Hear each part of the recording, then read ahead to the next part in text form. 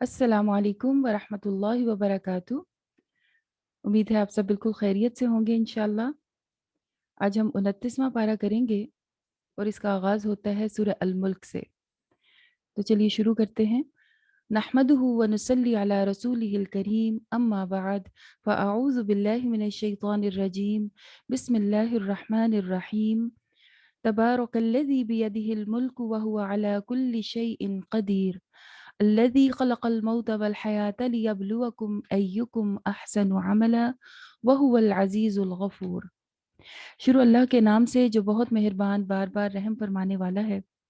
सूरह अल मुल्क ये वो सूरत है जिसके बारे में नबी करीम सल्लल्लाहु अलैहि वसल्लम ने फरमाया कि जो शख्स 30 आयात को पर मुश्तमिल सूरह को पढ़ेगा, क़यामत के दिन ये इसकी शफ़ाअत करेगी और तब तक सिफारिश करती रहेगी जब तक कि उसको बख्शवा ना ले।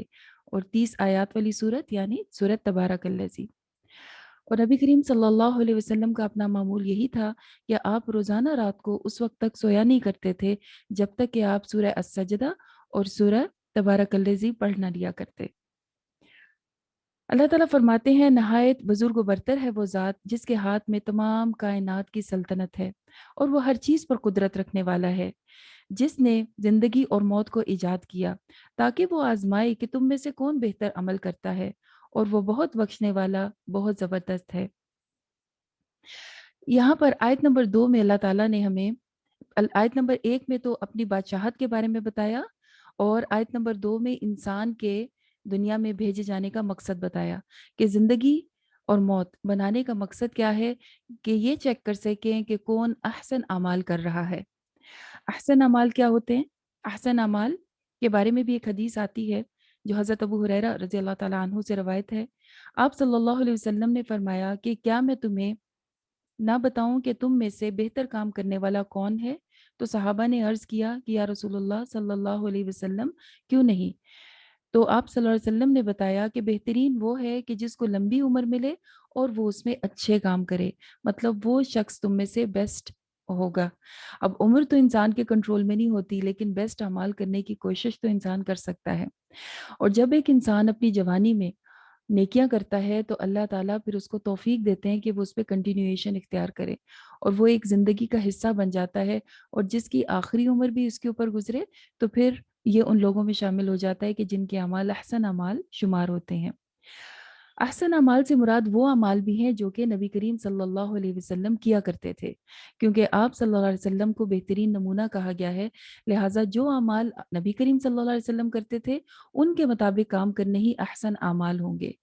तो अपनी ज़िंदगी को अब किस तरह से सेट करना है कि हम वो करें जिसका कुरान मजीद हुक्म देता है, उस तरह से करें जैसे कि नबी करीम सल्लल्लाहु अलैहि वसल्लम ने फरमाया और जैसे आपने करके दिखाया। उसके बाद चूँकि ये हर रात को पढ़ने की सूरत है तो अल्लाह ताला एक हमारे ज़िंदगी का मैसेज बिल्कुल शॉर्ट करके हमें देते हैं।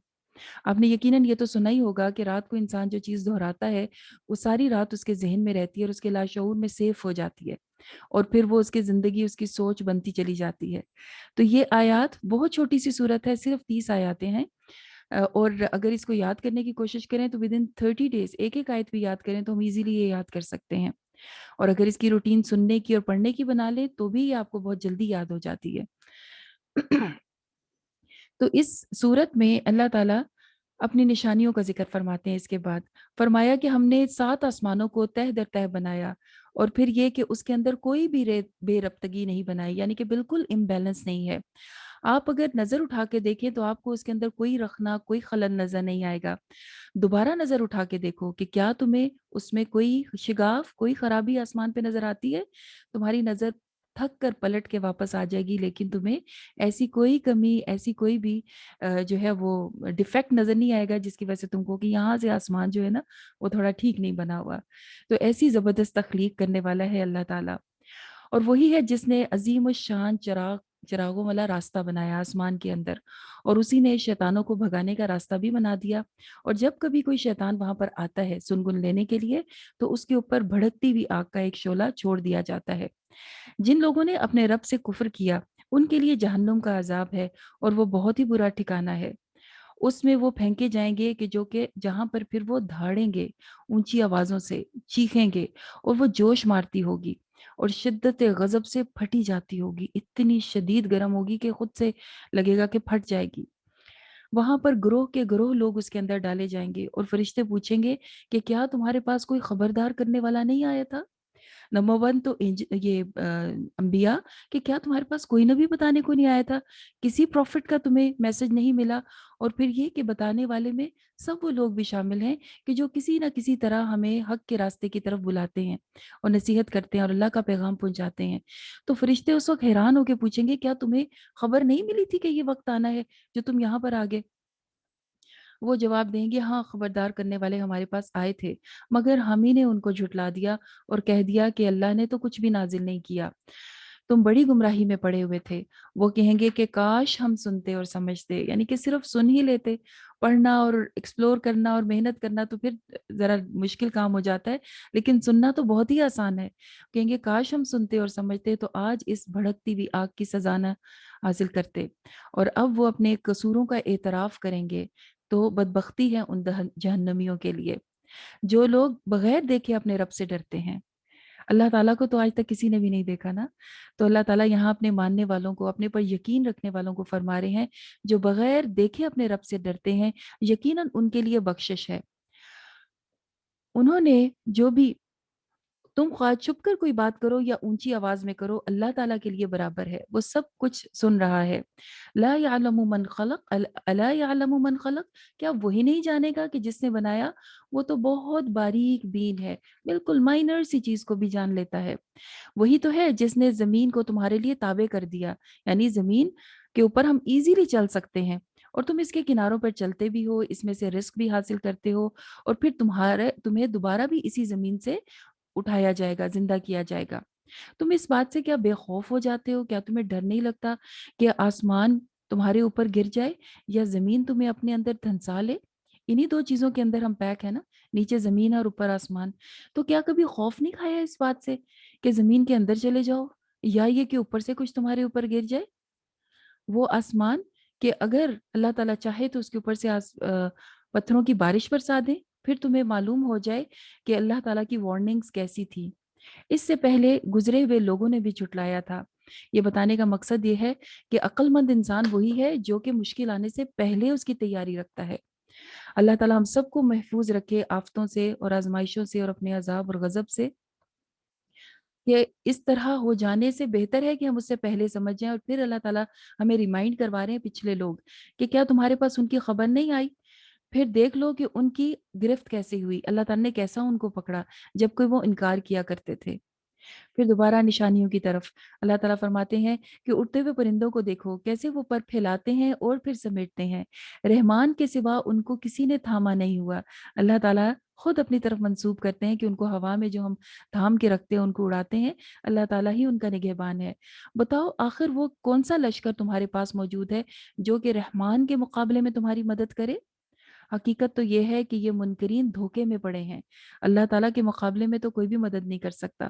آپ جانتے ہیں کہ ابرہہ جب اپنا لشکر لے کر آیا تھا تو اللہ کے کس لشکر نے اس کو تباہ کیا تھا؟ چھوٹے چھوٹے پرندوں نے۔ تو اللہ تعالیٰ کے مقابلے میں یہ کس مدد کی امید رکھتے ہیں؟ پھر بتاؤ کون ہے جو تمہیں رزق دیتا ہے؟ اگر رحمان ہمارا رزق لے لے تو کون دے سکتا ہے؟ دراصل یہ لوگ اپنی نافرمانی اور سرکشی میں حد سے گزرے ہوئے ہیں۔ اور اب ایک اور مثال سے سمجھایا جا رہا ہے کہ وہ شخص جو کہ منہ نیچے کر کے، جو کہ اوندے منہ چلتا ہو اور جو بالکل سیدھا چل رہا ہو، کیا وہ دونوں برابر ہو سکتے ہیں؟ اوندے منہ نیچے کر کے عموماً کون چلتا ہے؟ جانور چلتے ہیں نا، ان سب کے منہ نیچے کو ہوتے ہیں، اور اللہ تعالیٰ نے انسان کو سیدھا کھڑا کیا ہے۔ تو یہ دونوں برابر ہو سکتے ہیں؟ جب یہ نہیں ہو سکتے تو جو لوگ حق کے اوپر بھی منہ نیچے کر لیتے ہیں اور سمجھنے کی کوشش نہیں کرتے اور جو اسے جانتا ہے، تو وہ کیا برابر ہو سکتے ہیں؟ ہماری سوچ کو ابھارا جا رہا ہے۔ ان سے کہو اللہ ہی ہے جس نے پیدا کیا، تم کو سننے اور دیکھنے کی طاقت دی اور تمہیں سمجھنے والا دل بھی دیا تاکہ تم شکر گزار بنو۔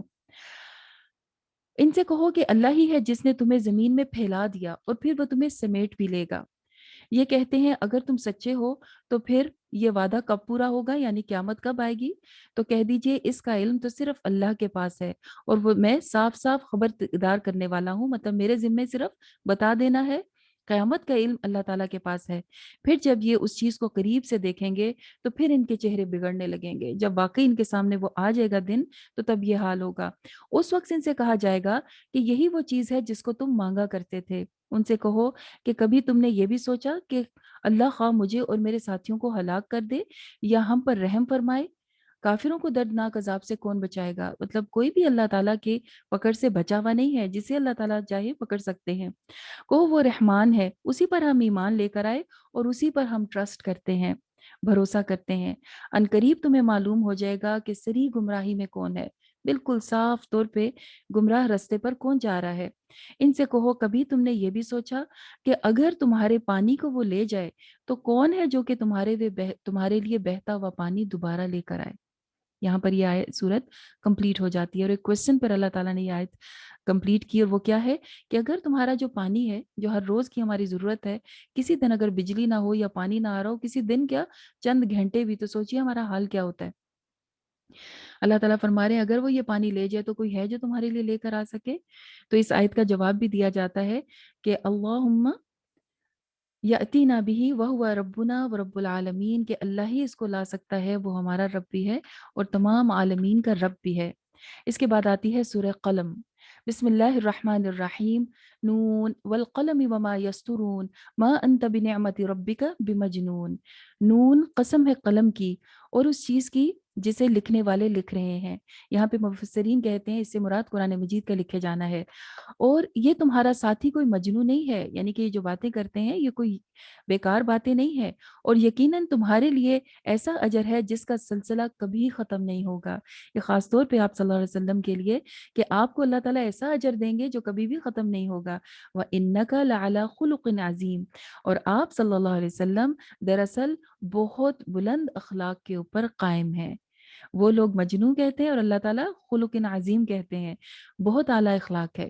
ان کے اخلاق کے بارے میں جب ہم سیرت پڑھتے ہیں تو ہمارے سامنے بہت سارے جو ہے نمونے آتے ہیں اور پتہ چلتا ہے کہ آپ کا اخلاق کیا تھا۔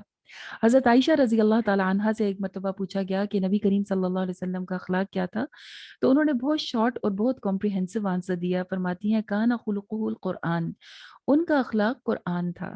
تو جو بھی جاننا چاہتا ہے آپ صلی اللہ علیہ وسلم کے اخلاق کے بارے میں تو وہ دیکھ لے کہ آپ کا اخلاق اس قرآن میں منشن ہے۔ اسی طرح سے ہمیں کئی ایک واقعات ملتے ہیں جس میں نبی کریم صلی اللہ علیہ وسلم کی اخلاق کی گواہی ان کی بیویاں، ان کے صحابہ جو ان کے ارد گرد رہا کرتے تھے، ایون کہ نان مسلمس بھی دیتے ہیں۔ آپ ان لوگوں کے واقعات بھی جانتے ہیں جو آپ کی اخلاق کی وجہ سے مسلمان ہوئے۔ اور پھر یہ کہ حضرت انس جو کہ ایک چھوٹے بچے تھے اور ان کی ماما نے ان کو حضور صلی اللہ علیہ وسلم کے پاس بھیج دیا تھا خدمت کے لیے، تو وہ کہتے ہیں کہ میں تقریباً 10 سال آپ صلی اللہ علیہ وسلم کے پاس رہا، اور اس میں کبھی ایسا نہیں ہوا کہ آپ صلی اللہ علیہ وسلم نے مجھے اف تک کہا ہو کہ یہ کیا کر دیا، اور کبھی یہ بھی نہیں ہوا کہ انہوں نے کہا ہو کہ یہ کام تم نے کیوں کیا، یا یہ کہ تم نے یہ کام کیوں نہیں کیا۔ تو آپ صلی اللہ علیہ وسلم، بچے تو دیکھیں تنگ کرتے ہی ہیں، بچے تو کئی بار ہوتا ہے کہ بھول بھی جاتے ہیں، کئی بار آپ جو کہتے ہیں وہ نہیں کرتے، لیکن نبی کریم صلی اللہ علیہ وسلم کا اخلاق اتنا اعلیٰ تھا کہ آپ نے کبھی بھی اس طرح بھی بات نہیں کی کہ کیوں کر کے کہیں گے کیوں کیا یا کیوں نہیں کیا۔ تو سوچئے پھر ان کا اخلاق کیا ہوگا۔ اس کے اوپر بھی کتابیں لکھی گئی ہیں، اگر ہم پڑھنا چاہیں ڈیٹیل میں تو ہمیں وہاں سے پتہ چلتے ہیں کئی ایک واقعات، اور آپ صلی اللہ علیہ وسلم کا طریقہ کار کہ آپ کیسے ہینڈل کیا کرتے تھے اتنے اعلیٰ اخلاق کے ساتھ۔ پھر فرمایا ان قریب تم بھی دیکھ لو گے اور ہم بھی دیکھ لیں گے کہ اصل میں جنون کس کو مبتلا ہے، کس کو باتیں سمجھ نہیں آتی۔ اللہ تعالیٰ تو خوب جانتا ہے، اور جو بھٹکے ہوئے راستے سے ان کو بھی ان قریب پتہ چل جائے گا۔ تو آپ صلی اللہ علیہ وسلم اب کیا کیجئے، ان کے ساتھ نرمی کا معاملہ کیجئے اور ان کو چھوڑ دیجئے۔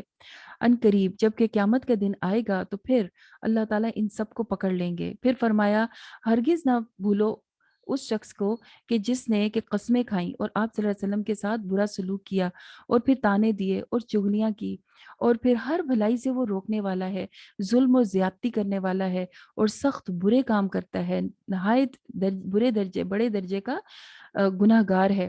اور اس کے اندر یہ سارے گناہ اس لیے پائے جاتے ہیں کہ وہ خود ایک بے اصل انسان ہے، اس بنا پر کہ اس کے پاس بہت مال اور اولاد ہے وہ ہماری آیات کو جھٹلا دیتا ہے۔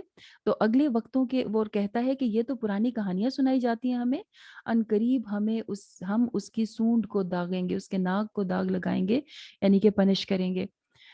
اس کے بارے میں ایک شخص کے بارے میں بھی آتا ہے، اور جنرلی یہ ہر اس شخص کے لیے ہے جو کہ نافرمانی کرتا ہے، جیسے کہ ولید بن مغیرہ کے بارے میں آتا ہے کہ وہ سب کیا کرتا تھا اور آپ صلی اللہ علیہ وسلم کو اذیت و تکلیف دیتا تھا، انتہائی امیر آدمی تھا اور امارت کے ساتھ اس کے پاس اولاد بھی بہت ساری تھی، تو یہ دونوں چیزیں جب مل جاتی ہیں تو آزمائش اور بڑی ہو جاتی ہے، اور جب انسان حق کے راستے پر نہ ہو تو پھر تو اس کے لیے یہی تباہی ہے جو کہ اس شخص کے لیے ہوئی۔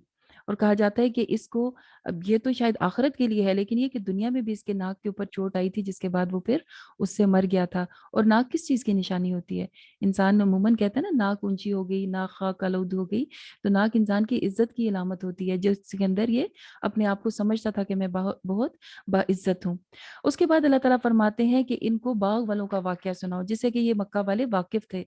وہ لوگ جب صبح سویرے اٹھے اور کہنے لگے کہ چلو ہم اپنا پھل توڑ کر آتے ہیں، اور یہ کہ ایسا نہ ہو کہ پہلے ہمارے پاس کوئی غریب لوگ آ جائے، اس سے پہلے پہلے ہم صبح جائیں گے اور جا کے اپنے باغ کا پورا پھل اور کھیتی کاٹ لیں گے، تاکہ کسی کو کچھ دینا نہ پڑے اور پورا پورا جو ہے نا ہمیں پروفٹ مل جائے۔ اللہ تعالیٰ فرماتے ہیں کہ اب نیتیں تو اللہ جانتا ہے، اللہ تعالیٰ نے رات کے وقت ایک بلا بھیجی زمین پر جس نے ساری ان کی فصل ختم کر دی، ان کا باغ ختم کر دیا، اور جب وہ صبح کے وقت جلدی جلدی کر کے وہاں پہنچے تو کہنے لگے یا تو ہم راستہ بھول گئے یا یہ کہ ہم محروم ہو گئے، مطلب انہیں یقین ہی نہیں آیا کہ کیا یہ ہمارا وہی باغ ہے جس کی آج ہمیں فصل کاٹنی تھی، جس کے پھل لینے تھے۔ اس وقت ایک شخص ان کو کہنے لگا کہ میں تمہیں کہتا نہیں تھا کہ تسبیح کرو، تو وہ کہتے ہیں کہ اور وہ پھر اعتراف کرنے لگے کہ ہاں واقعی ہم گناہ گار تھے اور ہم اللہ کی تسبیح نہیں کرتے تھے۔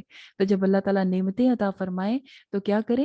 تسبیح کیا کریں، اللہ تعالیٰ کی حمد و ثنا کریں، اس کا شکر کریں۔ اور دوسرا یہ کہ کبھی انسان اتنی بری ایسی نیت نہ کرے کہ میں کسی کو کچھ نہیں دوں گا، بلکہ اللہ تعالیٰ تو تعریف کرتے ہیں ان لوگوں کی کہ جن کے مالوں میں حصہ ہوتا ہے محروم کے لیے اور سائل کے لیے، پوچھنے والے کے لیے۔ تو ایسا کرنے والوں کے ساتھ یہ انجام ہوا تھا جنہیں کہ باغ والے کہا جاتا ہے۔ ایک باغ والوں کا واقعہ ہم نے سورہ کہف میں بھی پڑھا تھا، دوسرا یہاں پر آیا۔ اس کے بعد آخر کار افسوس، وہ کہنے لگے افسوس ہمارے حال پر، بے شک ہم ہی سرکش تھے، اور بعید نہیں کہ اللہ تعالیٰ ہمیں اب اس کے بدلے میں نیا باغ عطا فرما دے، ہم اللہ ہی کی طرف رجوع کرنے والے ہیں۔ آخرت کا عذاب تو اس سے بھی بڑا ہے، لگتا ہے ایسا ہے کہ وہ مسلمان تھے، سمجھ گئے اور فوراً توبہ بھی کر لی اور کہہ رہے ہیں کہ امید ہے اللہ تعالیٰ ہمیں مزید عطا فرمائیں گے۔ تو ایسی عادات بھی مسلمان کو نقصان پہنچاتی ہیں۔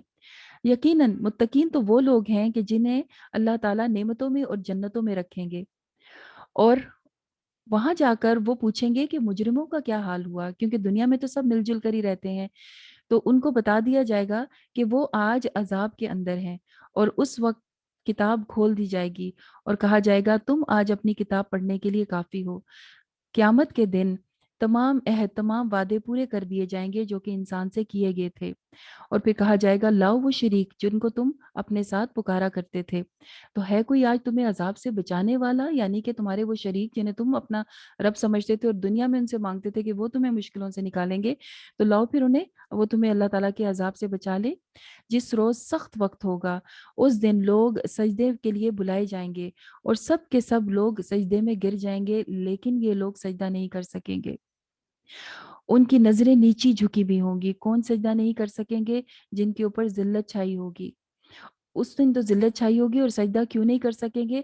کیونکہ یہ جب صحیح سالم تھے، بالکل ٹھیک تھے یہ لوگ دنیا میں، اس وقت ان کو جب سجدے کے لیے بلایا جاتا تھا تو یہ نہیں سجدہ کرتے تھے۔ آگے بھی ذکر آئے گا اس چیز کا کہ اللہ تعالیٰ جب اپنا دیدار کروائیں گے تو سب کے سب سب سجدے میں گر جائیں گے، لیکن یہ لوگ چاہ کر بھی نہیں گر سکیں گے، کیونکہ دنیا میں جب سجدوں کے لیے کہا جاتا تھا تو نماز مشکل لگتی تھی، اللہ تعالیٰ کے آگے جھکنا مشکل لگتا تھا۔ اللہم لا تجعلنا منہم۔ ویسے نبی صلی اللہ علیہ وسلم اس کلام کے جھٹلانے والوں کا معاملہ آپ مجھ پر چھوڑ دیجئے، ہم ایسے طریقے سے ان کو آہستہ آہستہ پکڑیں گے کہ ان کو خبر بھی نہیں ہوگی، اور ان کی رسی ابھی تو ہم نے دراز کر رکھی ہے، یعنی ان کو ڈھیل دے دی ہے، اور آہستہ آہستہ ہم ان کو پکڑ لیں گے چال میں، بالکل ایسے ہی جیسے کہ کوئی ٹریپ لگانے والا ٹریپ لگاتا ہے نا، کہ خاموشی سے پہلے آ لینے دو پورا جال کے اندر اور پھر ایک دم سے پکڑ لیتے ہیں۔ اللہ اکبر۔ تو اللہ تعالیٰ فرما رہے ہیں کہ اس طرح سے ہم ان کو پکڑ لیں گے جو آپ کی مخالفت کرتے ہیں۔ کیا آپ نے ان سے کبھی کوئی اجر مانگا ہے، یا ان سے کوئی ایسا ہم نے ٹیکس مانگا ہے جس کی وجہ سے یہ مشکل میں پڑے اور آپ کی بات نہیں مانتے اور غیب کے علم کا بھی انتظار کرتے ہیں؟ بس آپ صلی اللہ علیہ وسلم صاحب الحوت کی طرح نہ ہو جائیے گا۔ صاحب حوت یعنی مچھلی والے، حضرت یونس علیہ السلام کی طرح، کہ جو بہت غم سے اللہ تعالیٰ کو پکار رہے تھے، اور اللہ تعالیٰ اگر اپنی رحمت ان کے اوپر نہ کرتے تو وہ مذموم ہو کر چٹیل میدان میں پھینک دیے جاتے۔ آخر کار اللہ تعالیٰ نے ان کو اپنے برگزیدہ لوگوں میں شامل کیا، کیونکہ وہ تسبیح کرنے والے تھے، اور صالح لوگوں میں اللہ تعالیٰ نے ان کا شمار کیا۔ تو کیا بتایا یہاں پہ؟ آپ صلی اللہ علیہ وسلم کو صبر کرنے کا کہا۔ حضرت یونس علیہ السلام پروفٹ تھے، بہت زیادہ اللہ تعالیٰ کا ذکر کرتے تھے اور پیغام پہنچاتے تھے، لیکن ایک جگہ پر ان سے عجلت ہو گئی، تھوڑی جلدی ہو گئی۔ تو فرمایا کہ جلدی نہ مچائیے۔ تبلیغ کرتے ہوئے انسان کا دل چاہتا ہے کہ ہم نے پیغام پہنچایا تو لوگ رسپونڈ کریں۔ اب یہ رسپونڈ کرنا ہر کسی کا مختلف ہوتا ہے، اور اللہ تعالیٰ ہی ہدایت دینے والے ہیں، دعا کرتے رہنا چاہیے ہمیشہ، لیکن یہ کہ بے صبری نہیں کرنی۔ جب یہ کافر لوگ اللہ تعالیٰ کے کلام کو، نصیحت کو سنتے ہیں تو آپ کی طرف نظر اٹھا کر دیکھتے ہیں، اور پھر یوں دیکھتے ہیں جیسے کہ یہ آپ کو اپنی نگاہوں سے، قدموں سے ہی اکھاڑ دیں، یعنی کہ آنکھوں سے ہی اتنی بری طرح دیکھتے ہیں کہ آپ کو اکھاڑ کے پھینک دے، اور کہتے ہیں کہ یہ ضرور کوئی دیوانہ ہے، حالانکہ یہ تو سارے جہاں والوں کے لیے نصیحت ہے۔ آگے پھر شروع ہوتی ہے سورہ الحاقہ۔ بسم اللہ الرحمن الرحیم۔ الحاقۃ ما الحاقہ وما ادراک ما الحاقہ کذبت ثمود وعاد بالقارعہ۔ حق ہو جانے والی کیا ہے؟ حق ہو جانے والی، اور تم کیا جانو کہ وہ حق ہو جانے والی کیا ہے؟ اس طرح کا ایکسپریشن تب رکھا جاتا ہے جبکہ دوسرے کو اندازہ ہی نہ ہو کہ بات کے اندر شدت کتنی زیادہ ہے۔ وہ حق ہو جانے والی کیا ہے، سچ ہو جانے والی کیا ہے؟ وہ قیامت کی گھڑی ہے، جس کو ہم میں سے کسی نے نہیں دیکھا۔ اس کے آثار تو ہمیں بتائے گئے قرآن مجید میں، لیکن اصل میں کیا ہے؟ تم کیا جانو کہ وہ کیا ہے؟ سمود اور عاد نے اس اچانک ٹوٹ پڑنے والی آفت کا انکار کیا تھا، پھر سمود کو ایک سخت حادثے نے ہلاک کر دیا، اور عاد کو ایک طوفانی آندھی نے آ لیا کہ جو مسلسل ان کے اوپر 7 راتیں اور 8 دن چلتی رہی، اور اس کو بالکل پچھاڑ کے رکھ دیا، ایسے جیسے کہ کھجور کے وہ سیدھا تنے ہوں۔ لگاتار ان کے اوپر آندھی آتی رہی۔ آپ جانتے ہیں نا کہ بہت مضبوط تھے فزیکلی بھی، اور ایک دوسرے کے ہاتھ پکڑ کے کھڑے ہو گئے اور کہنے لگے کہ ابھی یہ ہوا ختم ہو جائے گی، ہمیں کوئی نقصان نہیں پہنچا سکتا۔ اللہ تعالیٰ نے بھی اتنی لمبی ہوا چلائی جو کہ مسلسل 7 راتیں اور 8 دن چلتی رہی، اور اس کے بعد وہ ختم ہو گئے۔ اور اسی بڑی خطائے عظیم کا ارتکاب کیا تھا فرعون نے بھی، اور پھر وہ جو کہ الٹا دیے گئے، یعنی کہ لوط علیہ السلام کی قوم نے بھی۔ ان سب کے پاس رسول آئے تھے، لیکن انہوں نے نہ مانا، تو دیکھو کہ ہماری کتنی سخت پکڑ تھی۔ جب پانی کا طوفان حد سے گزر گیا تو ہم نے تم کو کشتی میں سوار کیا تاکہ اس واقعے کو تمہارے لیے ایک سبق بنا دیجئے، یعنی نوح علیہ السلام کا یہاں پہ ذکر کیا جا رہا ہے، اور یاد رکھنے والوں کے کان محفوظ رکھیں اس کو، یعنی کہ جو سن سکتے ہیں وہ غور سے سنیں اور اس کو یاد رکھیں کہ اللہ تعالیٰ نے کیا کیا واقعات بیان کیے۔ پھر جب ایک دفعہ سور پھونک دیا جائے گا اور زمین اور پہاڑ سب کو اکٹھا کر کے ریزہ ریزہ کر دیا جائے گا، اس روز ہونے والا واقعہ ہو جائے گا، وہی جس کا واقعے کا شروع میں ذکر کیا، وہ واقعہ پیش آ جائے گا، جبکہ آسمان پھٹ جائے گا اور اس کی بندشیں ڈھیلی کر دی جائیں گی، لوز ہو جائے گا۔ ابھی تو ٹائٹ ہے نا، ہر کوئی اپنے اپنے آربٹ میں ہے۔ فرشتے اس کے چاروں طرف سے اترتے ہوئے آئیں گے۔ قیامت کے دن اللہ تعالیٰ کے عرش کو 8 فرشتوں نے اٹھایا ہوگا۔ وہ دن ہوگا جب تم لوگوں کو پیش کیا جائے گا اور تمہارا کوئی بھی راز راز نہیں رہے گا۔ بار بار رازوں کی بات ہوتی ہے کہ انسان چلے باقی اعمال تو سوچ لیتا ہے کہ سب نے دیکھ لیا، اللہ تعالیٰ بھی دیکھ رہے ہیں، لیکن راز کی باتیں جو اس نے چھپائی ہوتی ہیں دل میں، یا کوئی چیز جو اس نے چھپائی ہوتی ہے، وہ سمجھتا ہے یہ کسی کو نہیں پتا۔ اللہ تعالیٰ کہتے ہیں وہ سارے راز ایز اٹ از کھل جائیں گے اس دن۔ وہ رزلٹ کا دن ہوگا۔ اس دن نامہ اعمال کچھ لوگوں کو ان کے دائیں ہاتھ میں، رائٹ ہینڈ میں دیا جائے گا۔ وہ پھر بہت دل پسند زندگی میں ہوں گے، ان کا حساب آسان لیا جائے گا۔ تو اسی لیے ہم دعا کرتے ہیں اللہم حاسبنا حسابا یسیرا، اور آسان حساب کا مطلب یہ ہے کہ اللہ تعالیٰ کچھ پوچھے ہی نہیں۔ اگر پوچھ لیا تو پھر تو بہت ساری چیزیں ہیں جن کے اوپر پکڑ کی جا سکتی ہے۔ ہم کئی بار کچھ چیزوں کو ضائع کرتے ہوئے سوچتے بھی نہیں ہیں کہ اس کے بارے میں مجھے حساب دینا ہے، تو اگر اللہ تعالیٰ نے پوچھ لیا پھر تو انسان پکڑا جائے گا۔ اس دن وہ پھلوں میں اور پھلوں کے گچھے ان کے پاس ہوں گے اور وہ مزے میں ہوں گے، کہا جائے گا مزے سے آج کھاؤ پیو اس کے بدلے میں جو کہ تم نیک اعمال کیا کرتے تھے۔ اس دن کچھ لوگوں کو نامہ اعمال ان کے بائیں ہاتھ میں دیا جائے گا۔ وہ کہیں گے کاش کہ ہمیں ہمارا نامہ اعمال دیا ہی نہ جاتا، ہمارا رزلٹ اناؤنس ہی نہ ہوتا اور کوئی حساب کا دن ہوتا ہی نہ۔ کاش ہماری وہی موت آخری موت ہوتی جب کہ ہمیں دنیا میں ہم مرے تھے اور دوبارہ ہمیں آنا यहाँ पे ना लिखा होता। وہ کہے گا میرا سارا اقتدار ختم ہو گیا، جو میرے پاس دنیا میں اتنا سب کچھ تھا آج ان کی گردنوں میں توق ڈالے جائیں گے، ان کو جہنم میں جھونک دیا جائے گا، 70 گز لمبی زنجیروں میں انہیں جکڑا جائے گا۔ یہ اللہ بزرگ و برتر پر ایمان نہیں لاتا تھا اور مسکینوں کو کھانا کھلانے کی ترغیب نہیں دیتا تھا۔ ترغیب کون دیتا ہے؟ دوسروں کو کون کہتا ہے؟ جو خود بھی کرتا ہو۔ تو یہ دوسروں کو بھی نہیں کہتا تھا کہ غریبوں کو کھانا کھلاؤ۔ لہٰذا آج نہ یہاں پر کوئی ان کا غمخوار ہے، یعنی کہ نہ ہی ان کا کوئی سننے والا ہے تکلیف کو، نہ ان کا کوئی قریبی دوست ہے، اور اللہ اکبر اس دن ان کو زخموں کے دھون پینے کو دیے جائیں گے ان خطاؤں کی وجہ سے جو وہ کیا کرتے تھے۔ اس کے بارے میں یہ آتا ہے کہ جہنم کے اندر جب لوگ جلیں گے تو ان کو بہت زخم ہو جائیں گے، اور ان کے زخم اور خون میلٹ ہو کے نیچے کی جہنم میں جائے گا، اور وہاں پہ جو سب اکٹھا ہوگی یہ گندگی وہ پھر جہنمیوں کو کھانے کو دی جائے گی۔ تو یہ کس وجہ سے دیا جائے گا؟ کیونکہ وہ بہت خطا کار تھے، بہت غلطیاں کیا کرتے تھے۔ بس نہیں، میں قسم کھاتا ہوں اس چیز کی بھی جو تم دیکھتے ہو اور جو تم نہیں دیکھتے۔ یہ ایک رسول کریم ہے، عزت والے ایک رسول ہیں، یہ کوئی شاعر نہیں ہے۔ تم میں سے کم ہی پر ایمان لے کر آتے ہیں، اور یہ کوئی کاہن بھی نہیں ہے، لیکن تم لوگ غور نہیں کرتے۔ یہ رب العالمین کی طرف سے نازل کرتا ہے۔ اگر نبی کریم صلی اللہ علیہ وسلم نے خود یہ بات گھڑ لی ہوتی تو پھر ہم ان کے دائیں ہاتھ سے ان کی رگے گردن کو پکڑ لیتے، پھر تم میں سے کوئی اس کو مجھے روکنے والا نہ ہوتا۔ یہاں پر یہ بہت سخت آیت بیان کی گئی ہے، مقصد یہ بتانا ہے کہ نبی کریم صلی اللہ علیہ وسلم ایک لفظ بھی اپنی طرف سے نہیں کہتے، یہ سب کچھ وہی ہے جو کہ اللہ تعالیٰ کی طرف سے نازل کرتا ہے۔ انہو لتذکرۃ للمتقین، یہ تو متقی لوگوں کے لیے ایک نصیحت ہے۔ اور ہم جانتے ہیں کہ تم میں سے کچھ لوگ جھٹلاتے ہیں، ایسے قافلوں کے لیے وہ دن حسرت کا ہوگا، ٹھیک ہے۔ انہو لحسرۃ علی الکافرین، پھر یہ حسرت کریں گے اس دن۔ انہو لحق الیقین، بے شک یہ یقینی حق ہے۔ فسبح بسم ربک العظیم، تو اپنے عظمت والے رب کے نام کی تسبیح کیا کریں۔ یہاں پر کافروں کے لیے یوم حسرت کہا گیا۔ حسرت کیا ہوتی ہے؟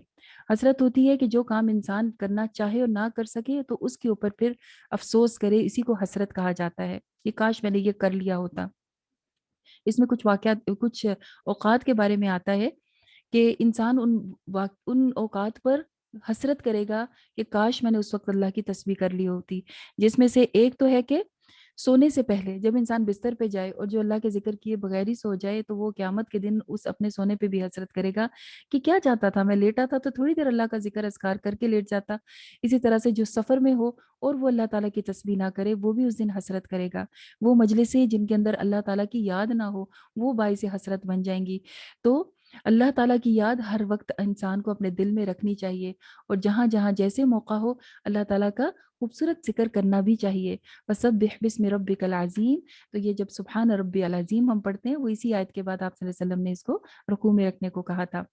سورہ المعارج، بسم اللہ الرحمن الرحیم۔ سأل سائل بعذاب واقع للکافرین لیس لہ دافع، مانگنے والے نے مانگا تو کیا عذاب مانگا، اسے دور کرنے والا کوئی نہیں ہے، اور جب کافروں کے اوپر یہ آ جائے گا تو پھر یہ ان سے دور ہوگا بھی نہیں۔ اس اللہ تعالیٰ کی طرف رجوع کرتے ہیں تمام چیزیں جو کہ آسمان کی سیڑھیوں سے چل کے جاتی ہیں۔ ذل معارج کیا ہے؟ آسمان کو ذل معارج کہا گیا، اور عربی میں معارج اوپر چڑھنے کی چیز یعنی کہ سیڑھی، لیڈر کو کہا جاتا ہے۔ وہاں پر فرشتے اور روح چڑھتے ہیں اور اللہ کے حضور حاضر ہوتے ہیں، اور تمہارے دنوں کے حساب سے وہ جو چڑھنے کا دن ہے ان کا، اس کی مقدار کتنی ہے؟ 50,000 ایئرز جتنی۔ ایک دن اللہ تعالیٰ کا 50,000 ایئرز کا ہے جس میں فرشتے معارج کے اوپر چڑھتے ہیں۔ تو سوچئے کہ باقی سب کی کیا تعداد اور کیا لمیٹیشن ہوگی، ہم تو اسے پہنچ ہی نہیں سکتے، ہماری عقل وہاں تک۔ آج تک میں جتنی کائنات دیکھی ہے اس کو بھی ہم جو ہے وہ لائٹ ایئرز میں ناپتے ہیں، اور لائٹ ایئرز ابھی تک کسی نے دیکھے، مطلب کوئی جا نہیں سکا وہاں تک۔ تو یہ ہے اللہ تعالیٰ کی قدرت، وہ ہے ذی المعارج۔ بس پھر صبرن جمیلا، تو آپ صبر کیجئے، بہت اچھا شائستہ صبر۔ انہم یرونہ بعیدا ونراہ قریبا، یہ اس کو قیامت کو دور دیکھتے ہیں اور ہم تو بہت قریب دیکھتے ہیں، جس کا یہ سوال کر رہے تھے۔ تو اللہ تعالیٰ کے لیے تو ٹائم بھی بہت سکویزڈ ہے، وہ تو بہت قریب اللہ تعالیٰ کو دکھائی دے رہی ہے کہ وہ تو بالکل آنے والی ہے۔ جب آسمان پگھلی ہوئی چاندی کی طرح ہو جائے گا اور پہاڑ دھنکی ہوئی اون کی طرح ہو جائیں گے، دھڑکی بھی یہ جو धुनकी हुई रुई के गाले हैं, ये तो आज हमें इतना देखने का इत्तेफाक नहीं होता, लेकिन कॉटन कैंडीज आपने देखी होंगी कि कैसी सॉफ्ट होती हैं, इससे भी ज्यादा नरम होती है ये धुनके हुए गाले।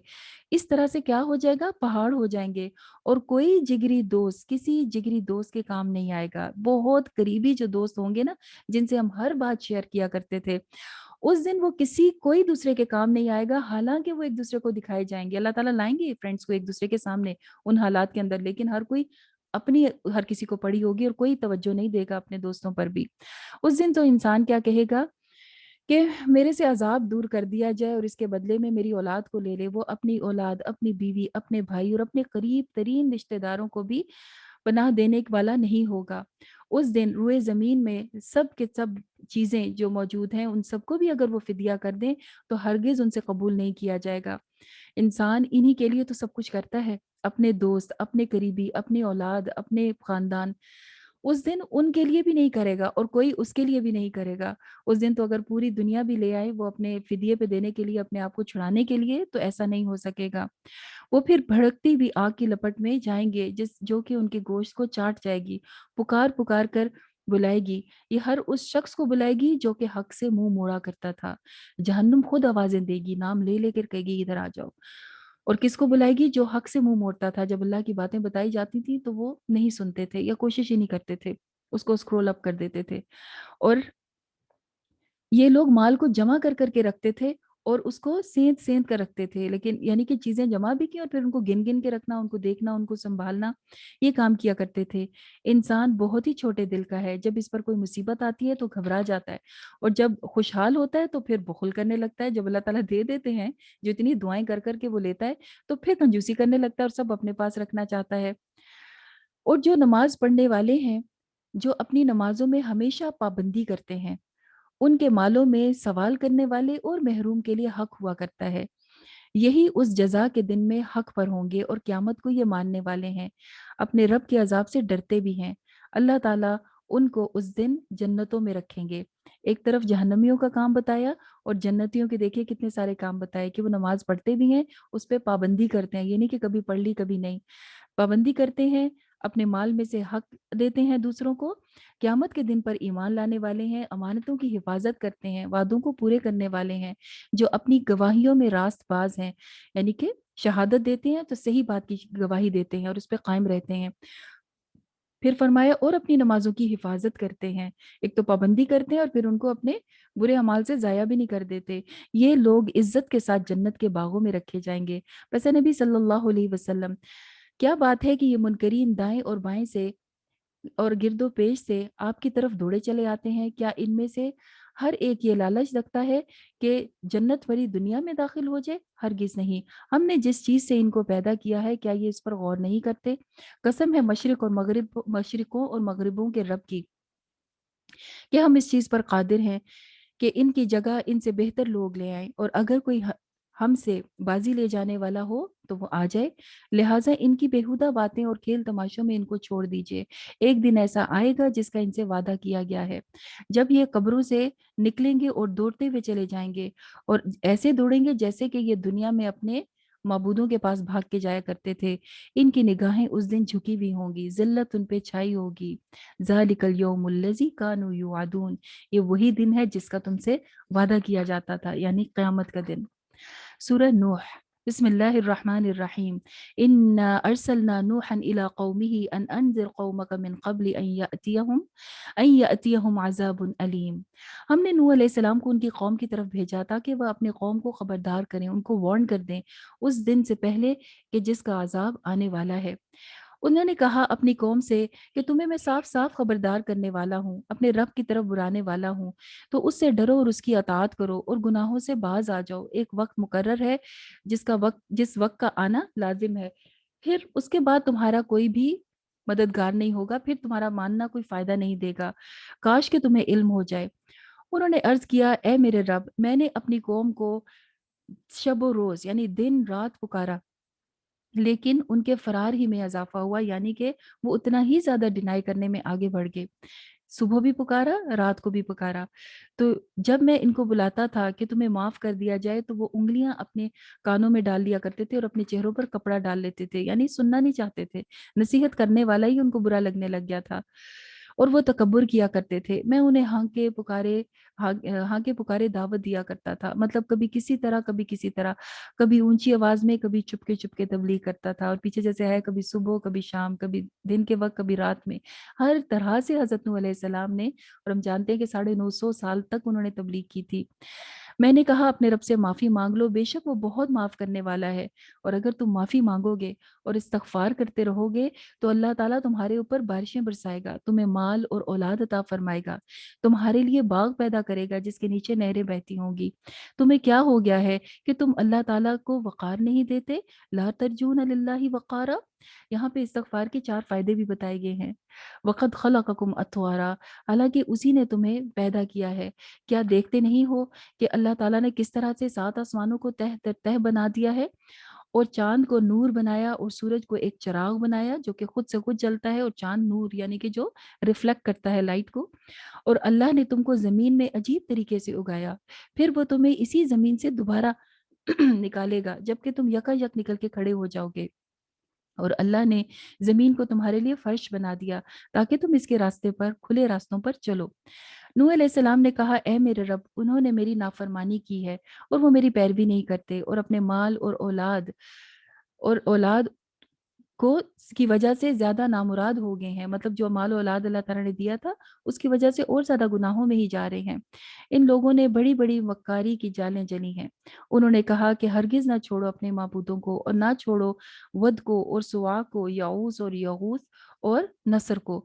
یہ ان کے بت تھے جن کی وہ عبادت کیا کرتے تھے۔ جتنا حضرت نوح علیہ السلام ان کو اللہ کی طرف بلاتے، یہ اپنے خداؤں کے نام لے کے کہہ رہے ہیں کہ بالکل نہ چھوڑنا، ان کی پیروی کرتے رہنا۔ اور یہ وہ بت تھے کہ جن کی پیروی ابھی تک عرب کے لوگ بھی کیا کرتے تھے، تو ان کے نام لے کے اللہ تعالیٰ نے بتایا کہ یہ ان کی پیروی کرتے ہیں۔ اور اگر ہم دیکھیں تو ہم ان کی ڈیٹیل بھی ملتی ہے کہ یہ کون تھے، کن لوگوں کے انہوں نے بت بنائے تھے۔ نیک ہی لوگ تھے جن کی پہلے تصاویر بنائی، اس کے بعد ان کے بت بنا لیے، اور اس کے بعد پھر ان کی پرستی شروع کر دی۔ تو انسان آہستہ آہستہ، پیچھے ہی پڑھنا، آہستہ آہستہ گمراہی میں جاتا ہے اور اس میں آگے بڑھ جاتا ہے، اور یہی لوگ گمراہ ہیں، اور ان کی گمراہی میں اضافہ ہی ہوتا چلا گیا۔ اپنی خطاؤں کی وجہ سے وہ غرق کر دیے گئے اور آگ میں ڈال دیے گئے۔ کہاں ڈالے گئے تھے نوح علیہ السلام کے قوم والے؟ پانی میں۔ اور اللہ تعالیٰ کیا بتا رہے ہیں؟ پانی میں ڈالے گئے اور آگ میں بھیج دیے گئے۔ پانی سے آگ میں یعنی کہ قبر کے عذاب کی طرف اشارہ ہے کہ مرنے کے بعد جو عذاب ہوتا ہے اس میں بھیج دیے گئے۔ پھر انہیں اپنے رب سے بچانے والا کوئی مددگار نہیں تھا۔ نوح علیہ السلام نے کہا تھا میرے رب، ان کافروں میں سے زمین میں کسی کا بھی گھر باقی نہ رہنے دینا، اگر آپ نے ان کو چھوڑا تو ان کی نسلیں بھی یہی کام کریں گی، گمراہی میں جائیں گی، اور یہ بہت ہی بدکار اور فاسق اور کافر لوگ ہیں۔ میرے رب، مجھے اور میرے والدین کو اور ہر اس شخص کو جو کہ ایمان لے کر آیا اس کو، اور میرے گھر میں داخل ہوا، اس کو تو بخش دے، ان کو معاف کر دے۔ ولا تزید الظالمین الا تبارا۔ اس کو پھر دیکھتے ہیں، رب اغفر لی ولی والدی ولمن دخل بیتی مؤمنا وللمؤمنین والمؤمنات ولا تزد الظالمین الا تبارا۔ حضرت نوح علیہ السلام نے فرمایا اے رب، مجھے اور میرے والدین اور ہر اس شخص کو جو میرے گھر میں مومن کی حیثیت سے داخل ہوا، اور سب مومن مردوں اور عورتوں کو معاف کر دیجئے، اور ظالموں کے لیے ہلاکت کے سوا کوئی بھی چیز نہیں بڑھتی۔ ان کی ہلاکت میں اضافہ ہوتا ہے اور ایمان والوں کے ایمان میں۔ یہاں پہ حضرت نوح علیہ السلام نے دعا مانگی اور یہ صورت پھر مکمل ہوتی ہے۔ سورہ جن، بسم اللہ الرحمن الرحیم۔ قل اوحی الی انہ استمع نفر من الجن فقالوا انا سمعنا قرآنا عجبا یہدی الی الرشد فآمنا بہ ولن نشرک بربنا احدا۔ اے نبی صلی اللہ علیہ وسلم کہہ دو، میری طرف وہی بھیجی گئی ہے کہ جس سے بتایا گیا کہ جنوں نے بہت غور سے قرآن مجید کو سنا جبکہ آپ صلی اللہ علیہ وسلم اس کی تلاوت کر رہے تھے، اور وہ کہنے لگے کہ ہم نے ایک بہت عجیب قرآن سنا ہے، یعنی کہ ان یوزل، عربک میں عجیب کہتے ہیں نہایت حیرت انگیز چیز کو۔ تو ایسی چیز سنی ہے کہ جو راہ راست کی طرف بلانے والی ہے، اور ہم ایمان لے کر آتے ہیں اس رب پر کہ جو ہمارا ہی رب ہے، اور ہم اس کے ساتھ کسی کو بھی شریک نہیں ٹھہراتے، اور یہ کہ ہمارے رب کی شان بہت اعلیٰ اور عرفہ ہے، اور اس کا نہ تو کوئی بیوی ہے اور نہ ہی کوئی بیٹا ہے، اور یہ کہ یہ سارے اب انہی کی کنورسیشن چل رہی ہے، وہ جنات جنہوں نے قرآن سنا تھا، اور یہ کہ ہم میں سے کچھ نادان لوگ ہیں یعنی کہ ابلیس اور اس کے چیلے اللہ کے بارے میں ہمیں ناحق باتیں بتایا کرتے تھے، اور ہم نے سمجھا تھا کہ انسان اور جن کبھی بھی اللہ تعالیٰ کے بارے میں جھوٹ نہیں بولتے. ہم سمجھتے تھے کہ کوئی بھی جھوٹ نہیں بولتا، لہٰذا جو ابلیس ہمیں بتا رہا ہے وہ سچ بتا رہا ہے، تو اس نے تو ہمیں گمراہ کر رکھا تھا. آج ہمیں قرآن سن کے پتہ چلا کہ اصل حقیقت کیا ہے، اور یہ کہ انسانوں میں سے کچھ لوگ جنوں میں سے کچھ جنات کی پناہ لیتے ہیں، اور اس سے جنوں کا غرور بڑھ جاتا ہے.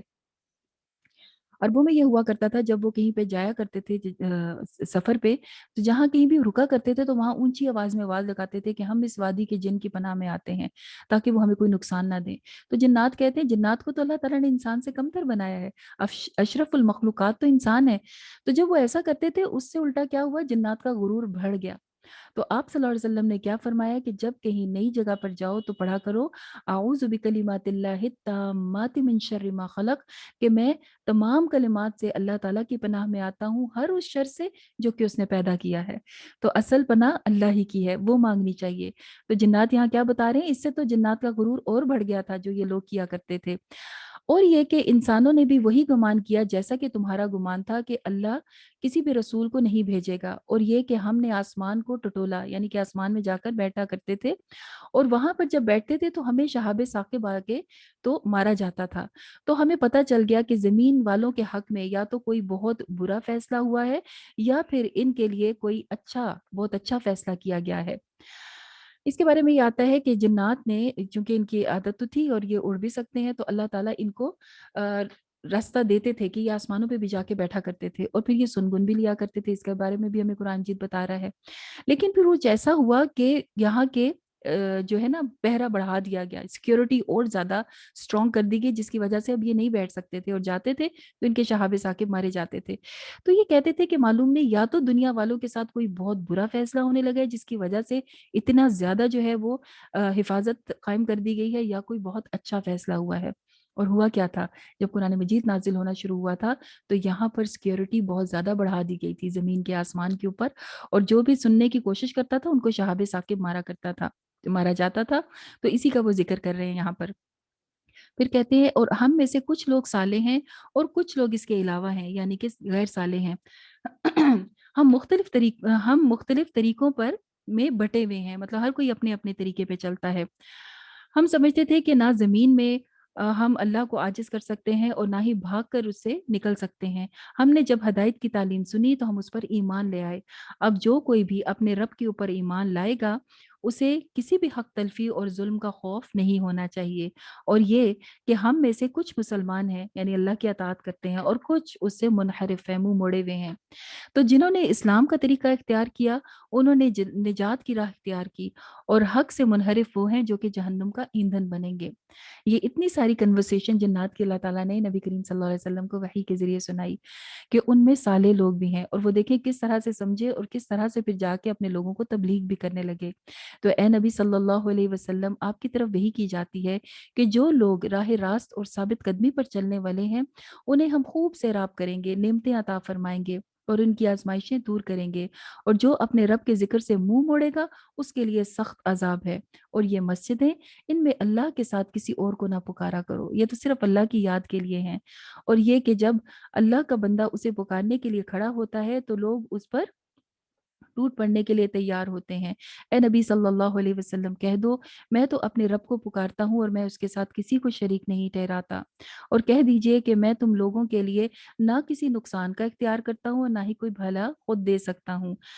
مجھے اللہ کی گرفت سے بچانے والا کوئی نہیں ہوگا اگر وہ پکڑ لے سوائے اسی کے، مگر کام اس کے سوا کچھ بھی نہیں ہے کہ اللہ کی بات مان لو اور جو پیغام میں لے کر آیا ہوں اس کے اوپر یقین کرو.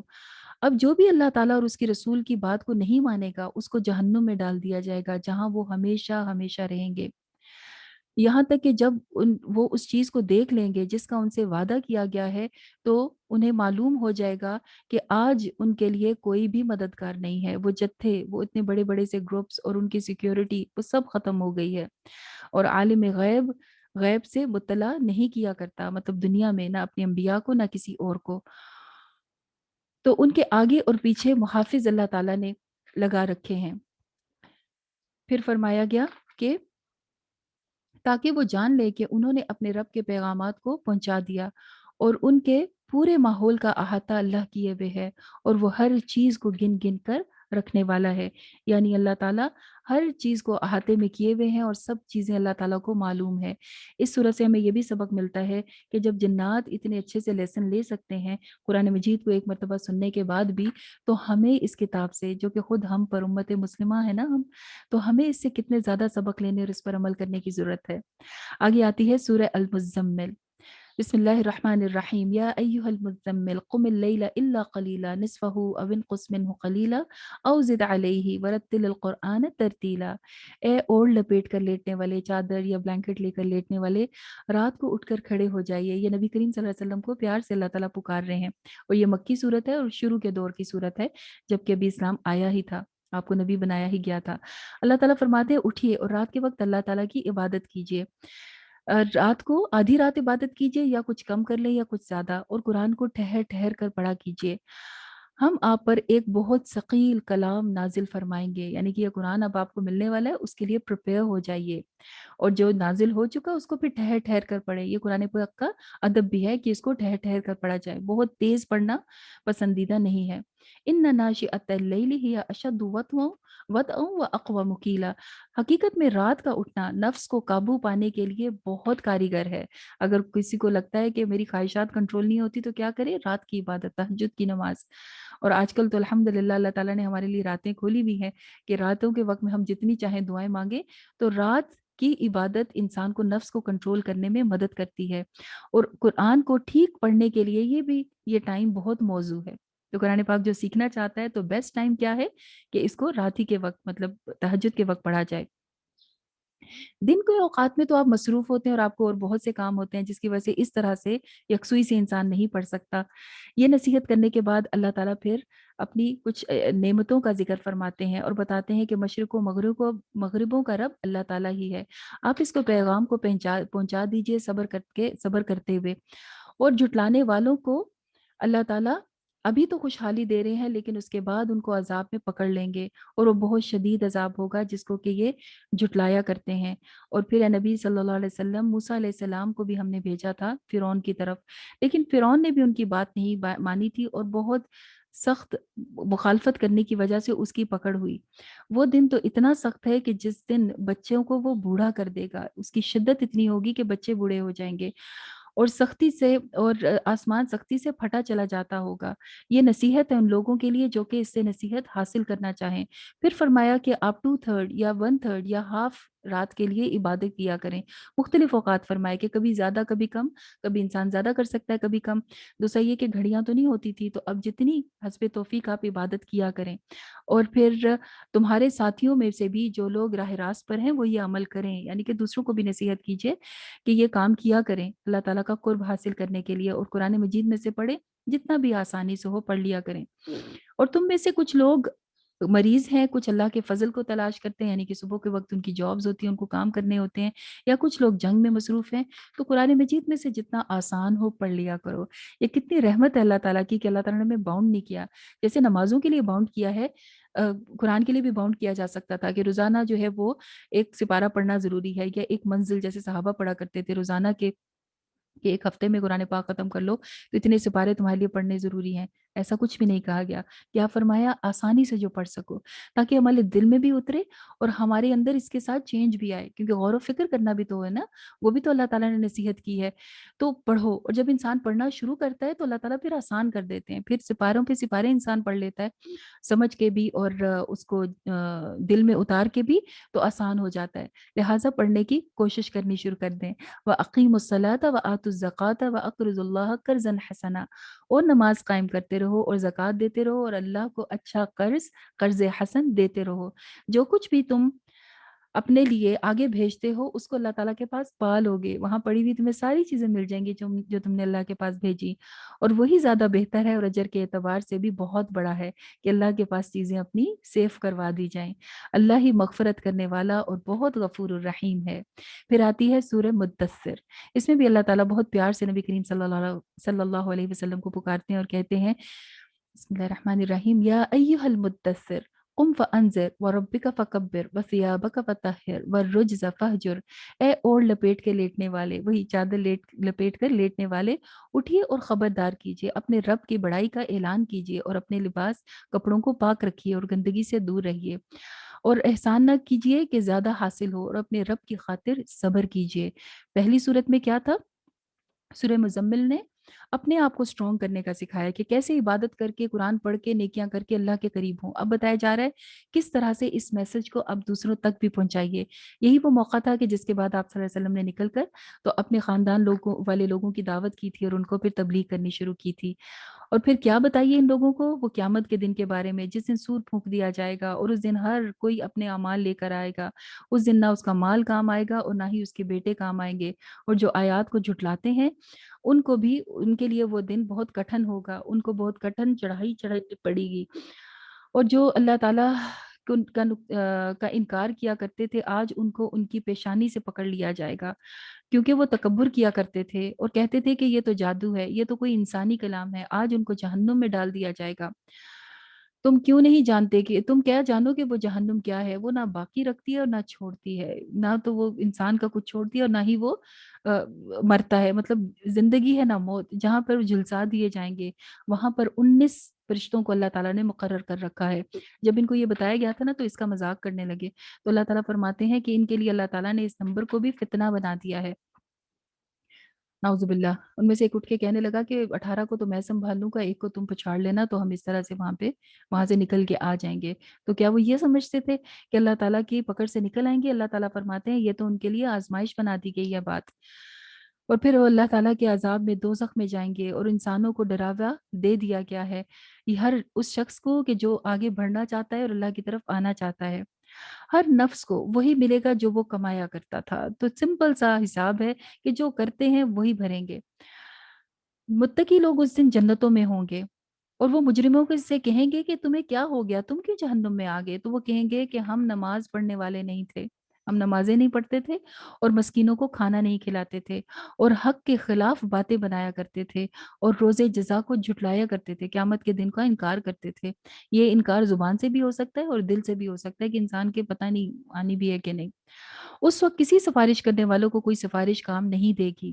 پھر اللہ تعالیٰ فرماتے ہیں کہ یہ لوگ، ان کا کیا حال ہے کہ یہ اس دن جنگلی گدھوں کی طرح بھاگتے ہوئے ہوں گے، بلکہ ان میں سے تو ہر ایک جانتا ہے کہ اس کے نام کا ایک خط اس کو دے دیا گیا، یعنی نام اعمال۔ اصل بات یہ ہے کہ یہ آخرت کا خوف نہیں رکھتے، حالانکہ ان کو نصیحت کر دی گئی ہے۔ اب جس کا جی چاہے وہ اللہ تعالیٰ کی نصیحت کو قبول کر لے اور اس سے سبق حاصل کرے، لیکن سبق وہی حاصل کرتا ہے جس کے لیے اللہ چاہے، اور اس کا حقدار تقوی والے ہی ہیں، اور وہ زیادہ حقدار ہیں کہ اللہ تعالیٰ ان کو بخش دے۔ تو جو تقوی اختیار کرتا ہے انہی کے لیے کامیابی ہے۔ پھر ہے سورہ قیامہ۔ بسم اللہ الرحمن الرحیم۔ لا اقسم بیوم القیامہ ولا اقسم بنفس اللوامہ، نہیں میں قسم کھاتا ہوں قیامت کے دن کی، اور نہیں میں قسم کھاتا ہوں ملامت کرنے والے نفس کی۔ یہ نہیں کا کیا مطلب ہے؟ لا کہہ کے کیوں کہا گیا؟ لا اصل میں ساری ان باتوں کو کہا گیا جو یہ باتیں بنایا کرتے تھے، یہ ہوگا یہ نہیں ہوگا، اور بحثیں اور سب، ان سب کو ڈینائی کر کے حقیقت بتائی جا رہی ہے۔ اقسم بیوم القیامہ کہ میں قیامت کے دن کی قسم کھاتا ہوں، اور باقی باتیں بھی سب کا انکار، اور یہ کہ میں قسم کھاتا ہوں نفس لوامہ کی۔ نفس 3 طرح کے ہوتے ہیں نا، نفس امارہ، نفس لوامہ اور نفس مطمئنہ۔ تو نفس لوامہ وہ ہوتا ہے جو انسان کو ملامت کرتا رہتا ہے، جسے ہم ضمیر کہتے ہیں، جو انسان کو بار بار بتاتا ہے کہ تم غلط کر رہے ہو، ایسے نہ کرو، ایسا کرو۔ تو اس کی قسم کھاتا ہوں۔ کیا انسان یہ سمجھ کر بیٹھا ہے کہ وہ جب ہڈیاں بن جائے گا تو ہم اسے جمع نہیں کر سکیں گے؟ ہم تو اس کی انگلی کے پوروں کو بھی ٹھیک ٹھیک ویسا ہی بنا دیں گے، یعنی فنگر پرنٹس بھی اسی طرح بن جائیں گے۔ اور آج ہم جانتے ہیں کہ فنگر پرنٹ ہر کسی کا مختلف ہے، ایک انگلی کا بھی ہمارے دوسری انگلی سے نہیں ملتا، نہ ہی دوسرے انسان کسی سے مل سکتا ہے۔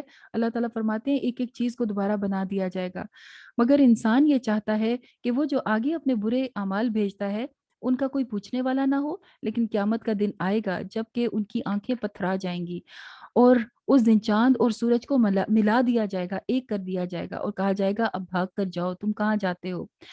اس دن کوئی بھی وہاں سے بھاگ نہیں سکے گا، اور سب اگلا پچھلا انسان کے آگے پیش کر دیا جائے گا، بلکہ انسان خود ہی اپنے آپ کو خوب جاننے والا ہوگا، چاہے وہ جتنی بھی معذرتیں پیش کرتا رہے۔ اے نبی صلی اللہ علیہ وسلم، ہم نے آپ کو جو قرآن دیا ہے اس کے لیے اپنی زبان کو جلدی حرکت نہ دیجیے کہ آپ پر جب قرآن آتا تھا تو آپ جلدی جلدی اسے یاد کرنے کی کوشش کرتے تھے۔ اللہ تعالیٰ فرماتے ہیں ان علینا جمعہ و قرآنہ، اس کو جمع کرنا اور اس کو یاد کروا دینا ہمارے ذمے ہے، مطلب آپ لے لیجئے اور اس کو آگے پہنچائیے۔ لہٰذا جب ہم اسے پڑھ رہے ہوں تو اس وقت تم اس کی قراءت کو غور سے سنو، پھر اس کا مطلب سمجھا دینا ہمارے ذمے ہے۔ تو ایک اور مینر قرآن مجید کو سننے کا کیا ہے کہ غور سے سنا جائے جب یہ پڑھا جا رہا ہو، اور پھر سمجھ بھی زیادہ آتا ہے۔ ہرگز نہیں، اصل بات یہ ہے کہ یہ لوگ جلدی مچاتے ہیں اور کیا کرتے ہیں، آخرت کے بارے میں جلدی مچاتے ہیں اور آخرت کو چھوڑ دیتے ہیں، اس کی فکر نہیں کرتے اور دنیا کو چاہتے ہیں۔ جلدی ملنے والی چیز دنیا ہے نا، اس کی جلدی مچاتے ہیں اور آخرت کو بھول جاتے ہیں۔ اس روز کچھ چہرے تو بہت تر و تازہ ہوں گے، بہت فریش ہوں گے، اپنی رب کی طرف سے وہ اپنے رب کی طرف دیکھ رہے ہوں گے، اور ان کے چہرے بالکل اداس نہیں ہوں گے۔ یہ کون لوگ ہوں گے؟ یہ اللہ کو ماننے والے اور جو وجہ اللہ کام کیا کرتے تھے، اپنے رب کے چہرے کے لیے کام کرتے تھے۔ جب بھی کوئی نیکی کا کام کرے تو یہ نیت کرنی چاہیے کہ یا اللہ یہ آپ کے چہرے کے دیدار کے لیے ہے، تو اللہ تعالیٰ ان کے چہروں کو بھی اس دن فریش کر دیں گے۔ کچھ چہرے اس دن اداس ہوں گے، وہ کیوں ہوں گے؟ کیونکہ وہ انکار کیا کرتے تھے۔ جب جان حلق کو پہنچ جاتی ہے، جب انسان کے موت کا وقت آتا ہے، تو کیا اس وقت کوئی جھاڑ پھونک کرنا کوئی بھی فائدہ دیتا ہے؟ آدمی سمجھ جاتا ہے کہ اب تو میرا دنیا سے جانے کا وقت آ گیا، پنڈلی سے پنڈلی، ٹانگ سے ٹانگ جڑ جاتی ہے، اور وہ دن ہوتا ہے روانگی کا۔ یہ ہر اس شخص پر آ چکا جو دنیا سے جا چکا، اور ہم میں سے ہر ایک پر یہ وقت آنا ہے۔ اور جب یہ وقت آ جاتا ہے تو پلٹتا نہیں، اور جو جا رہا ہوتا ہے اللہ کے پاس وہ بتا نہیں سکتا کہ اب کیا ہو رہا ہے۔ اللہ تعالیٰ یہ نقشہ کھینچ کے بتا رہے ہیں کہ کیا ہوتا ہے، مگر اس نے سچ نہ مانا اور نماز نہ پڑھی اور جھٹلایا اور پلٹ گیا اور اکڑ گیا اور اپنے گھر والوں میں داخل ہو گیا، اور یہ طریقہ اختیار کیا جس کی وجہ سے اسے یہ سزا دی گئی، اور تجھی کو زیب دیتی ہے یہ سزا۔ ہاں، یہ روش ان لوگوں کے لیے ہے جو کہ اللہ تعالیٰ کا انکار کیا کرتے تھے اور اللہ تعالیٰ کو وہ مقام نہیں دیتے تھے جو اللہ کا مقام ہے۔ کیا انسان نے یہ سمجھ رکھا تھا کہ وہ یوں ہی بیکار پیدا کیا گیا ہے؟ حالانکہ اللہ تعالیٰ نے اسے ایک حقیر مادے سے پیدا کیا، اس کے بعد اس کو رحم مادر میں لوتھڑے بنایا، لوتھڑے سے جسم، جسم سے اعضا، اور اس کے بعد پھر مرد اور عورتوں کی مختلف قسمیں بنائیں، اور اللہ تعالیٰ اس پر قادر ہے کہ وہ تمہیں دوبارہ بھی زندہ کرے۔ تو کیوں انسان اس کا انکار کرتا ہے؟ شعوری طور پہ ہمیں یقین رکھنا ہے اس بات کے اوپر۔ سورہ دہر، بسم اللہ الرحمن الرحیم، هل اتى على الانسان حين من الدهر لم يكن شيئا مذکورا، کیا انسان کے اوپر پورے زمانے میں سے کوئی ایسا وقت نہیں آیا کہ جب وہ کوئی بھی قابل ذکر چیز نہ تھا؟ یعنی کہ انسان کبھی تھا ہی نہیں، ایک وقت تھا جب نہیں تھا، اور ایک وقت ہوگا جب ہوگا نہیں۔ تو پورے زمانے میں سے، پورے ٹائم میں سے کچھ دیر کے لیے اللہ تعالیٰ نے انسان کو زمین میں بھیجا، اور کس طرح اسے سننے اور دیکھنے والا بنایا، اور اسے دو طرح کے راستے دکھائے، سیدھا راستہ بھی اور پھر گمراہی کا راستہ بھی، دونوں سامنے ہے۔ اب چاہے تو تم شکر کرو اور چاہے تو کفر کرنے والے بن جاؤ۔ کافر لوگ اس دن زنجیروں میں اور طوق میں ہوں گے، ان کو آگ میں جھونک دیا جائے گا، اور نیک لوگ جنتوں میں جائیں گے، وہاں پر ساغر میں وہ شراب پئیں گے، اور ان کے لیے چشمے بہائے جائیں گے، اور ان میں سے وہ اس کی سوتے نکال لیں گے، مطلب اپنے گھر کی طرف وہ خود سے خود اس کی پائپ لائن، اس کی نہریں نکال کے لے آئیں گے۔ یہ وہ لوگ ہیں کہ جو دنیا میں اپنی نظر پوری کیا کرتے تھے، یعنی اگر کسی کام کی نیت کرتے تھے تو اس کو پورا کیا کرتے تھے، اور اس دن سے ڈرا کرتے تھے جس کی آفت بہت سخت ہے۔ یہ اللہ کی محبت میں مسکین اور یتیم اور قیدی کو کھانا کھلایا کرتے تھے، اور تمہیں صرف اللہ کی خاطر، اور کہتے تھے ہم تمہیں صرف اللہ کی خاطر کھلاتے ہیں اور تم سے اس کا کوئی بدلہ نہیں چاہتے۔ حضرت عائشہ سے ایک مروی ہے، وہ فرماتی ہیں کہ اگر کسی نے یہ کہہ دیا کہ کسی کو دیتے ہوئے کہ بس، کوئی کہتا ہے نا جب کہ اللہ تعالیٰ نے آپ نے دیا تو اللہ تعالیٰ آپ کو بہت دے، تو اگر کوئی کہتا ہے نا بس دعا کر دیجئے، تو یہ کہنا بھی بدلہ لینا ہے، بدلے میں کچھ بھی نہیں چاہنا، وہ دعائیں دے اس کی مہربانی ہے، ہمارا کام تو اللہ تعالیٰ سے اجر لینا ہے، ہم نے دوسرے کو، مسکین کو کھانا کھلانا ہے اور ضرورت مند کو دینا ہے۔ ہمیں تو اپنے رب سے ڈر لگتا ہے، اس دن کے عذاب سے جس کی مصیبت بہت طویل، بہت لمبی ہے۔ اللہ تعالیٰ انہیں اس دن کے حشر سے بچا لے گا اور ان کو تازگی اور سرور بخشے گا، کیونکہ وہ صبر کیا کرتے تھے۔ انہیں جنت میں ریشمی لباس پہننے کو دیے جائیں گے، وہ تکیے لگائے ہوئے بیٹھیں گے، وہاں پر دھوپ نہیں ہوگی کہ انہیں ستائے اور نہ ہی شدید سردی ہوگی، بہت اچھا موسم ہوگا جنت کا، یہاں سے پتہ چل رہا ہے۔ اور وہ چھاؤں میں بیٹھے ہوئے ہوں گے۔ تو ڈیٹیل میں نقشہ کھینچا گیا جنت میں جانے والوں کا۔ ان کو ایسے ڈرنکس پینے کو دیے جائیں گے جن میں سونٹ کی آمیزش ہوگی، یعنی کہ ادرک کی فلیورڈ ہوں گے نا ان کے ڈرنکس، اور وہ آتے ہوں گے سلزبیل چشمے سے۔ پھر اللہ تعالیٰ فرماتے ہیں کہ اس دن جو لوگ انکار کیا کرتے تھے ان کو بھی ان کا بدلہ دیا جائے گا۔ اِنَّا نَحْنُ نَزَّلْنَا عَلَيْكَ الْقُرْآنَ تَرْتِيلًا۔ پھر قرآن پاک کا ذکر، ہم نے قرآن مجید کو آپ کے اوپر تھوڑا تھوڑا کر کے نازل کیا، لہٰذا آپ اپنے رب کے حکم سے صبر کیجئے اور ان منکرین کو بھی حق کی راہ دکھاتے رہیے۔ صبح و شام اللہ کو یاد کریں، راتوں میں سجدے کریں اور طویل اوقات میں اللہ تعالیٰ کی عبادت اور تسبیح کیا کیجئے۔ یہ لوگ جلدی مچاتے ہیں اور جلدی ملنے والی یعنی دنیا سے محبت کرتے ہیں اور ایک بڑے بھاری دن کو نظر انداز کر دیتے ہیں۔ ہم نے ان کو پیدا کیا اور ان کے جوڑ مضبوط بنائے اور ایسی شکلوں میں بنایا جیسا کہ اللہ تعالیٰ چاہتے تھے۔ یہ ایک نصیحت ہے ان لوگوں کے لیے، اب جو چاہے اس نصیحت سے فائدہ حاصل کرے، آپ کے لیے تو صرف پہنچا دینا ہے، جب تک اللہ تعالیٰ چاہیں تب تک یہ یہاں پر رہیں گے۔ یقیناً اللہ تعالیٰ علم رکھنے والا، حکمت والا ہے، اپنی رحمت میں جسے چاہتا ہے داخل کرتا ہے، اور ظالموں کے لیے تو سخت دردناک عذاب ہے۔ پھر ہے سورہ مرسلات، بسم اللہ الرحمن الرحیم، والمرسلات غرفا والعاصفات عصفا والناشطات نشطا۔ بسم اللہ الرحمن الرحیم، قسم ہے ہواؤں کی جو کہ پے در پے چلتی ہیں، طوفانی رفتار سے بھی چلتی ہیں اور آہستہ رفتار سے بھی، اور وہ بادلوں کو اٹھا کر لاتی ہیں اور پھر ان کو جوڑتی بھی ہیں اور جدا بھی کرتی ہیں، اور اپنے رب کی یاد کے لیے یاد کرتی ہیں، مطلب ہوائیں جو ہیں وہ بھی اپنے رب کو یاد کرتی ہیں، عذراً او نذرا۔ اور یہ ہوائیں کیسی ہوتی ہیں؟ بعض اوقات تو رحمت کی ہوتی ہیں اور بعض اوقات ڈراوے کی، مطلب کہ طوفانی بھی ہوتی ہیں۔ جس چیز کا تم سے وعدہ کیا گیا ہے وہ ضرور واقع ہونے والی ہے۔ یہاں پہ اللہ تعالیٰ نے مختلف طرح کی ہواؤں کی قسم کھا کے قیامت کے آنے کی یقین دہانی کروائی ہے۔ اور پھر اور پھر جب ستارے ماند پڑ جائیں گے، پھر قیامت کا نقشہ کھینچا جا رہا ہے۔ آخری صورتوں میں یا آخری پاروں میں، اور خاص طور پہ آپ 30ویں پارے میں بھی دیکھیں گے کہ اللہ تعالیٰ نے بہت بار قیامت کا نقشہ کھینچا ہے اور بہت کلیئرلی بتایا ہے کہ وہ دن ہوگا کیسے۔ اور آپ نے انداز بھی دیکھا ہوگا کہ شروع کی آیات کے اندر، شروع کے قرآن کے اندر تو نصیحتیں تھیں، زندگی گزارنے کے طریقے اور کئی ایگزامپلز اور پچھلے لوگوں کی مثالوں سے بتایا جا رہا تھا۔ آخری پاروں میں کیا ہے، اب آیات بھی چھوٹی ہو گئی ہے، میسج بھی اسٹرانگ ہو گیا ہے اور شدت کے ساتھ ہر چیز دہرائی جا رہی ہے، بتائی جا رہی ہے کہ کیا کیا ہونے والا ہے۔ تو قیامت کا دن ہے جس سے کہ ان کو خبردار کیا جاتا ہے۔ اس دن اگلے پچھلے سب لوگ آ جائیں گے۔ انسان کیا غور نہیں کرتا کہ اس کو کیسے پیدا کیا اور ایک مدت کے لیے اللہ تعالیٰ نے پیدا کیا، اور اللہ تعالیٰ اس چیز پر قادر ہے۔